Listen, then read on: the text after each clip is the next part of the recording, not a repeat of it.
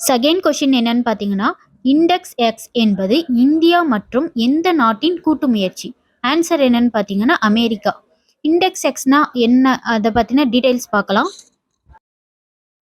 Index X திட்டம் என்னன்னு பார்த்தீங்கன்னா, இந்தியாவுக்கும் அமெரிக்காவுக்கும் இடையில நடைபெற ஒரு கூட்டு முயற்சி தான்.